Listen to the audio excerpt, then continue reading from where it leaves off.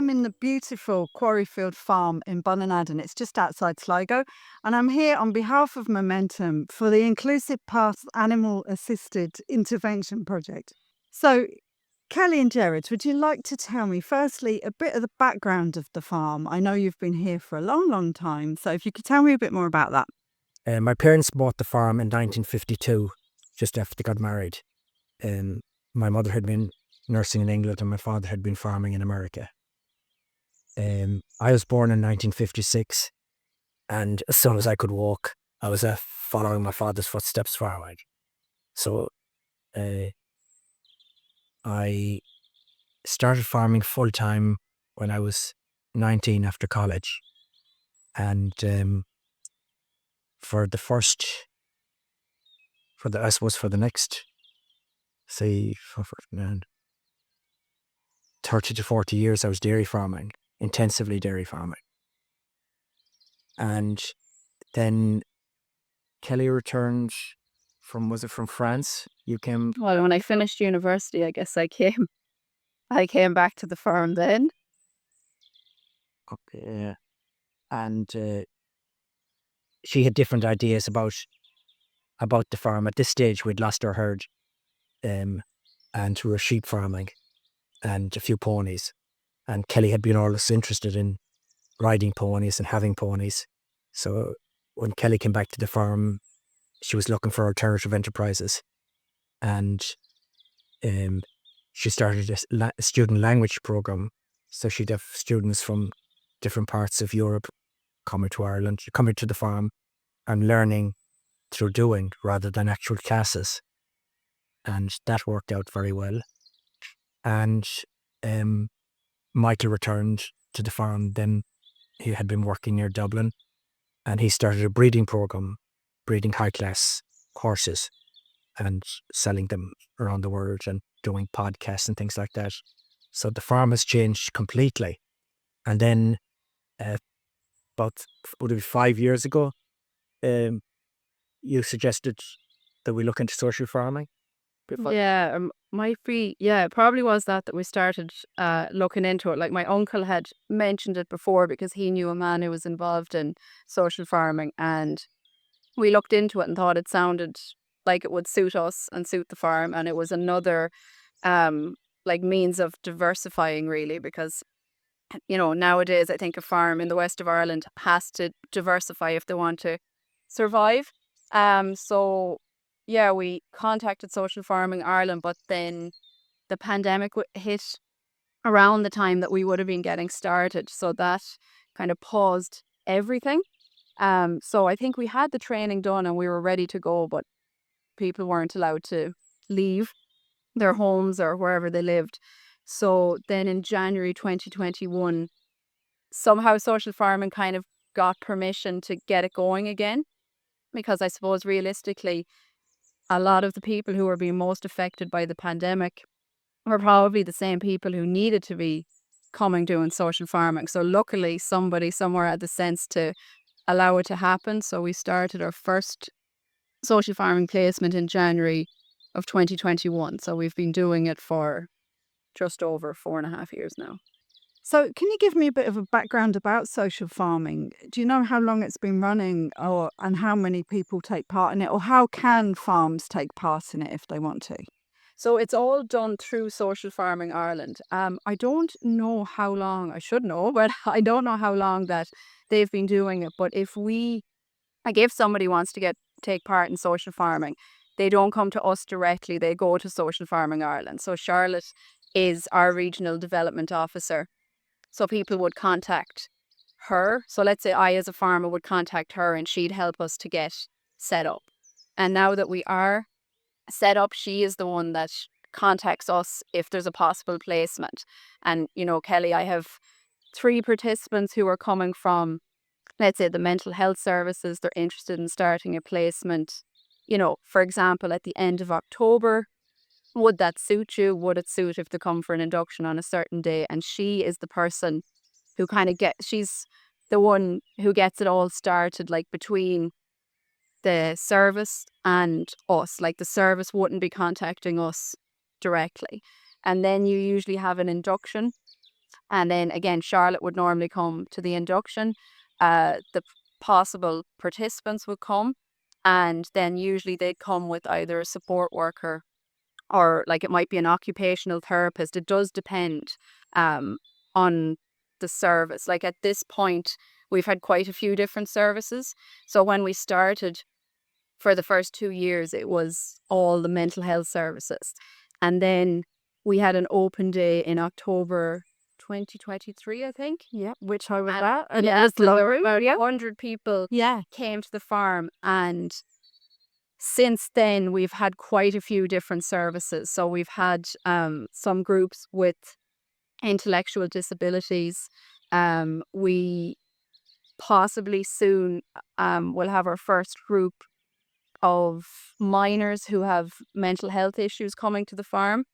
And yeah, I suppose the open day has made services in the area like aware of social farming's existence, but also our existence, so that they mightn't have to travel as far as they would have previously. And what do people do when they come to do social farming here? What kind of things can they get involved in?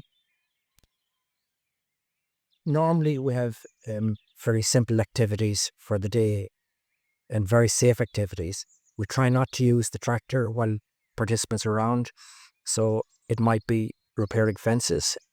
If they're able for it, in the next few weeks, we'll be planting new white thorn hedges.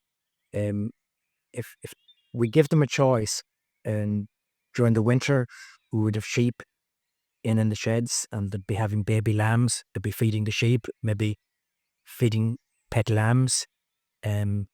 Whereas during the winter, we'd have the horses inside.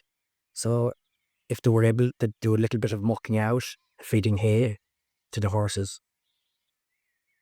And have you seen the benefits that it makes to people? Absolutely. And to ourselves. Yeah. Having the participants around one day a week and looking forward to it. And we're all the time looking around on the farm to see how we can improve things for them and also improving it for ourselves. Yeah. But from the time they come in and the participants come into the farm and meet us and meet the animals, we can see their humour improving and just generally smiling, happy around the place. It's a completely different environment to what they're used to. They're meeting new people, they're meeting animals, they're seeing the farm, and just being in nature, being in the polytunnel. And another big thing for them, I suppose, sitting around the table, having the chat and the crack. We'd have maybe 2 breaks. Kelly or my wife Mary would make sandwiches. We'd have tea or coffee or drinks or whatever. So there'd be quite a bit of time, them asking us questions or us asking them about their week or, whatever they wanted to divulge. And that's brilliant. And how do you get the funding? Is it through Social Farming Ireland? Yeah, so we don't have any role to play in that. So I think either the service, they look for the funding, or Social Farming Ireland kind of guide them towards how to go about it. And I think now there's a lady who, I'm not sure what what her title is, but I think she helps to kind of coordinate the funding in the area. That's perfect. And are there any challenges that you've come across? I think for me, I recently realized the importance of, well, I suppose I always knew the support workers were important, but recently I realized how important their attitude is. So up until recently, all of the support workers or OTs came, they wanted the participants to do this, and they knew the possible benefits that the participants would get out of it. And then recently we had a group who, I don't know if their support workers were nervous from a risk point of view. I'm not sure what exactly it was, but their attitude was very different. And it kind of changed the dynamic, because they were kind of holding the participant back a little, instead of normally it's the opposite, that they're trying to get as much out of it for the participant as they can, or they know to, step back and let the participant either engage with us, or, they won't try and say, oh no, they can't do that.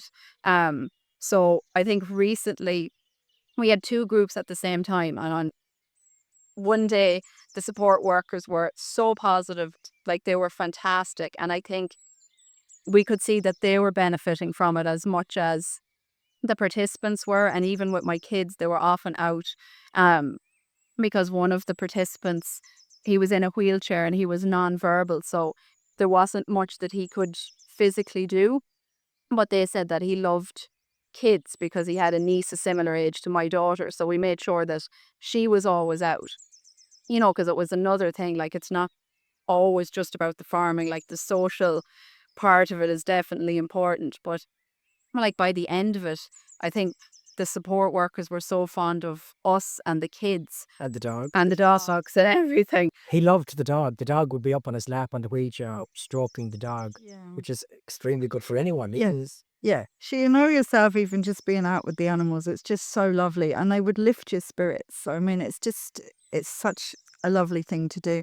And how many times do participants come to you? Is there a set time and then they're finished, or what happens? Yeah, it's usually, well, we decide, let's say on the induction day, they'd know how many weeks they had funding for. So for us, it tends to be 8 weeks that they come for. That recent group that I was saying was very positive. They ended up getting an extension and they were able to come for 14 weeks. But usually, yeah, they'd pick, okay, Tuesday would suit us. Would that suit you?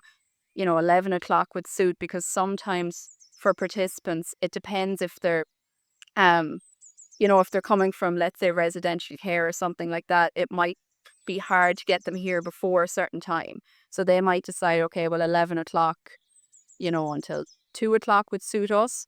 But then you might have another group who have no problem being here by 10 o'clock, and they might decide that they can do a longer day because, like, physically it's not a problem for them. But they usually would decide, and then Gerald and I would be fairly flexible, I suppose, in accommodating whatever number of hours that they want to do. So then let's say they come every Tuesday for 8 weeks or 10 weeks, whatever the case may be. And would you recommend social farming to any farm that's watching, or do you think they need to have a certain setup, a certain dynamic? I would recommend it, but not to an intensive farmer. Mm. If you're farming extensively and when you're farming intensively, we know by the amount of accidents farmers have, Yes. especially farmers my age, our thought process is very different. Mhm. But once Kelly started bringing students onto the farm, our whole thought process changed as regards safety and as regards what the farm has to offer. I think when I was farming intensively, I didn't fully appreciate the beauty of the mountains out there right beside us, always looking out on them, or the general beauty of the farm. And it's only when Kelly and Michael came back to the farm and students started coming and visitors coming, maybe to look at horses, through their eyes, I started to see it differently. I think you need to be willing to slow down. I think that could be actually one of the main things at first, that it probably took us a while. Like, a farmer is about getting the job done. Yeah. But since we started doing social farming, you really see that, yeah, it's great if you do have it done by the end, but that's not what it's about. Like, it's the steps. Well, first of all, for some people, it could be just coming here, because for some people, like, it's very daunting. Now, they probably don't realize that we're nervous the first day as well, like with the new group. But it can be, we were talking about this yesterday with 2 people came to look at the farm just to see what participants they thought it would suit. And we were saying that, like, we know on the first day that people are nervous because, like, it's completely normal. But let's say some people who are coming, might have mental health issues and they might not actually be going out very regularly. Like, they might be avoiding certain situations. So I guess coming here is extra daunting. Yeah. And I suppose I was thinking about it, obviously, before you came. I was trying to, we know the benefits of the animals, but when somebody's coming to talk to you about it, you're actually trying to, think about it in their head. And I was thinking even simple things, like when people pull up, first usually they see us, but the next things they see are the dogs. And I suppose we're not consciously thinking, oh my God, the dogs are great icebreakers. But when I stopped to think about, like, all the different benefits the animals are having, before you came, I was thinking, the dogs turn up And instead of that person thinking, oh my God, what do I say to these people now? I've already introduced myself and I'm not really sure where to go from here. Like they used to have Bob and Marley, and now they have Bob and Pete, there to greet them. So straight away you're able to tell them a little bit about the dogs, or if they need to just like buy themselves a little bit of time to, I suppose, settle the nerves. I think the animals are benefiting you in ways that you mightn't even be fully conscious of. Like we're not using, some places you go and it's like equine assisted therapy. So it's obvious. Yeah. But I think when you come from social farming, like everything together has so many positive impacts. You might go and do a job with the alpacas. And on the first day, like I'm just thinking of the young lads who came to us last year, like on the first day, they were kind of hesitant about putting a head collar or halter on the alpacas. But by the end, like they were so confident, they go and they get the halters and they'd let me stand back and, they'd go with Gerald and they'd put the halter on, and the alpaca needed his feet to be treated at the time. But, the alpacas then are helping to give them kind of a sense of achievement. It's not just about, oh, we're standing here rubbing it and it's nice. It is. But like it's also giving all these kind of hidden benefits, I suppose. Yeah, but that's lovely. So people that come here, they really get a sense of animals, adventure, farming, everything. Yeah, and there's something there is something for everybody, I think. And we put up the polytunnel as an additional thing. Like we do have quite a bit of shed space, but if it's raining, it still can be hard thinking of, things to do depending on people's ability, because, some people can do more on the farm than others can do, but the polytunnel has given us another thing to do. Some participants have helped us to make the planters, and then others have helped us to fill them, and others have helped us to plant in them. So between the different animals and the different space on the farm, I suppose there's a lot we can kind of cater to different abilities and different interests. And That's brilliant. Thank you so much for your time today. I really appreciate it.